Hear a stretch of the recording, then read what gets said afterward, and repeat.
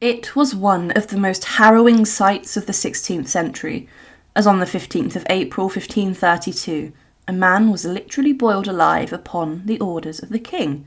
It was expected, as Henry VIII was known for his brutality and evil, and he would even change the laws of his own nation to carry out the boiling of Richard Roose.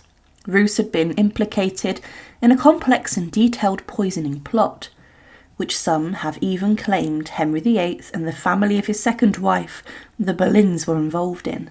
The boiling alive was so violent and rough that it made people who witnessed it at Smithfield in London sick, and some were, it was said, carried away half dead, as the man was lowered in and out of the boiling pot repeatedly.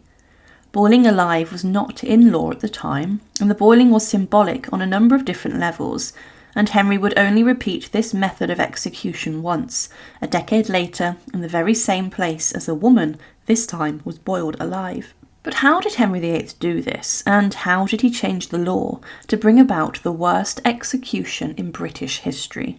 To support our channel, please make sure to subscribe. Poisoning had been a crime that Henry VIII was terrified of, and he had attracted a huge amount of negative press and attention in the aftermath of his divorce from his first wife, Catherine of Aragon, and then married second wife, Anne Boleyn. Some European powers even threatened to invade England, as Henry turned his back on the power of the Pope and declared himself the supreme head of the Church of England. And he knew he was a target for assassination.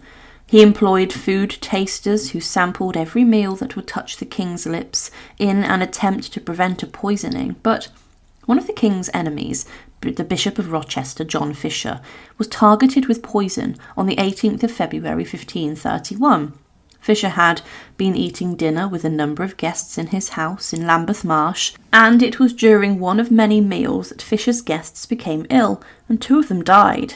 This was not a good look, as 2 of the victims were those who were claiming help from the bishop as they were starving. It was said in parliamentary accounts regarding this that on the 18th day of February 1531, one Richard Roose of Rochester, cook, also called Richard Cook, did cast poison into a vessel full of yeast of balm, standing in the kitchen of the Bishop of Rochester's palace at Lambeth Marsh, by means of which 2 persons who happened to eat of the pottage made with such yeast died. Bishop John Fisher was very much an outspoken critic of Henry VIII and Anne Boleyn, and he would later lose his head, being executed by axe upon Tower Hill. The 2 people who died were Bennet Kirwan, a gentleman, and a woman named Alice Trippitt, who had eaten the poisoned porridge and became mortally infected. Fisher had not eaten that meal, as he was fasting at the time, but the suspicion quickly turned towards the cook of Fisher, a man named Richard Roose. Roose was actually captured fleeing the household, and he was apprehended by the bishop's brother and was then sent to the Tower of London to be questioned. Richard Roose was also subjected to the rack, and on the device he admitted to the crimes that he had been accused of, possibly because of the pain he was suffering, or from stretching on the device. But there are many who point a finger at a deeper plot against John Fisher, and the cook was actually ordered to do this by a higher power, it's thought, as in the king. Roose was accused of having been persuaded to poison by someone else, and was given the poison, a white powder, by someone allegedly to lace the food, but Fisher had incurred the wrath of the king, and it's considered that Henry VIII and the Boleyns were a suspect of poisoning. Fisher had criticised Henry in public, and he had also refused to support the king as the supreme head of the Church of England. Henry's behaviour regarding the whole plot was rather strange and suspicious. Richard Roose, following his torture ordeal inside of the Tower of London, was not given a trial, and he was not given the chance to defend himself. Was this possibly to prevent the finger being pointed at the king? Henry silenced Roose, giving his account of the events in doing this, and, whilst Roose was imprisoned, Henry VIII addressed the Lords of Parliament for an hour and a half, speaking mostly about the poisoning plot, and he gave what has been described as a lengthy speech expounding his love of justice and his zeal to protect his subjects and to maintain good order in the realm. This was a rather suspicious thing for him to do, to promote justice and the protection of his subjects, despite the fact 2 innocent people had been poisoned inside of his realm. The king claimed that His Highness, considering that man's life above all things is chiefly to be favoured, and voluntary murder most highly to be detested and abhorred, and specifically of all kings of murders, poisoning, which in this realm hereunto the Lord be thanked has been most rare and seldom committed or practised.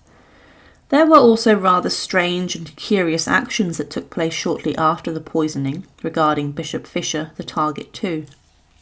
There was a volley of gunfire from a cannon fired across the River Thames, bizarrely which struck Fisher's house and damaged the rafters and slate on the roof. Fisher was inside the house at the time, and he was in his study, and it's believed that this gunfire came from the Earl of Wiltshire's home, that being Thomas Boleyn's, the very father of Anne Boleyn, Henry VIII's second wife. It was said of this that a gun was shot through the top of his house not far from his study, where he, Fisher, used to sit, which made such a horrible noise over his head, and bruised the tiles, and rather of the house so sore, that both he and numerous of his servants were suddenly amazed, wherefore speedy search was made, where this shot should come, and at least was found to come from the other side of the Thames, out of the Earl of Wiltshire's house, who was the father to the Lady Anne, who was at the time the Queen of England.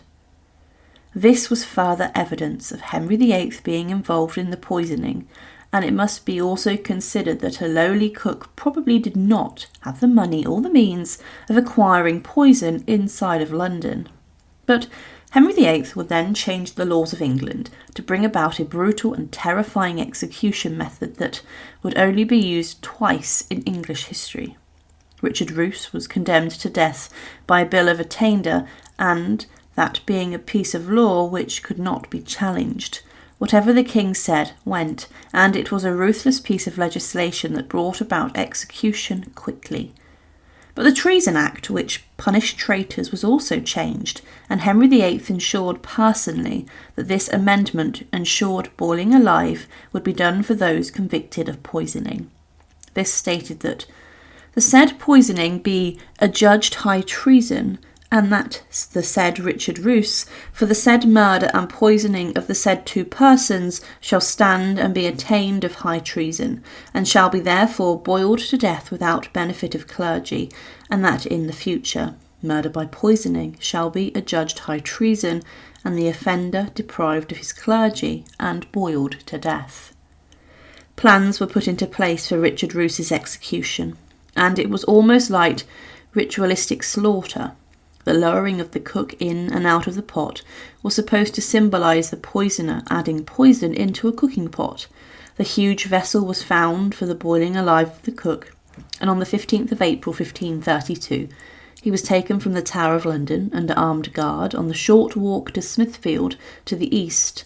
It's presumed that the day of his execution was selected around a market day, meaning that thousands of people would be in the area of Smithfield, wanting to see the execution whilst they did their shopping. Roose was taken up to the platform with a boiling pot sat on top, and there was a crane and a pulley system created that allowed the executioner to dunk Roose in and out of the boiling pot several times before death would take place. He was in some accounts described as being gibbeted, possibly even being placed inside of an iron cage which was lowered in and out of the pot. He also has been described as being tied up in chains and lowered in and out. The executioner dropped and raised Roose into and out of the boiling pot 3 times. Each time he was screaming and suffering as his flesh burnt and peeled off. The boiling may have ever been done as a sick allusion to Roose's profession as a cook. After the 3rd time that Roose was lowered in, there was no more screaming, as he had succumbed to his death. And it's not known then if the body of the cook was then left in the pot to just dissolve and to boil down to very little, One Londoner who witnessed the execution claimed, "He roared mighty loud, and divers women who were big with child did feel sick at the sight of what they saw, and were carried away half dead. And other men and women did not seem frightened by the boiling alive, but would have preferred to have seen the headsman at his work." Henry VIII had achieved everything he wanted.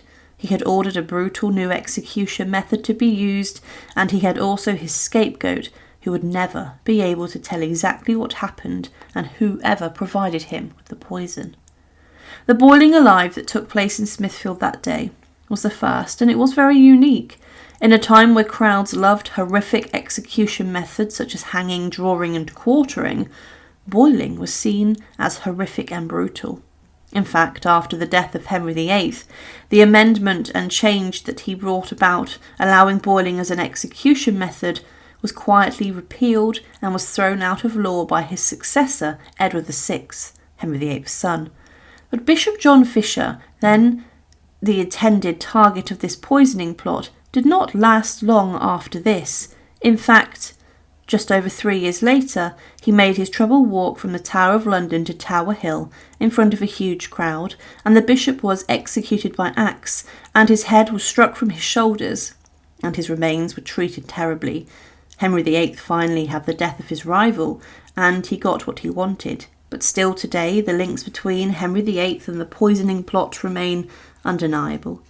But this was how the king managed to boil a man alive, implicating him in a plot and denying him the chance to speak out at trial.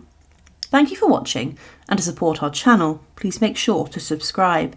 And again, thank you so much for watching.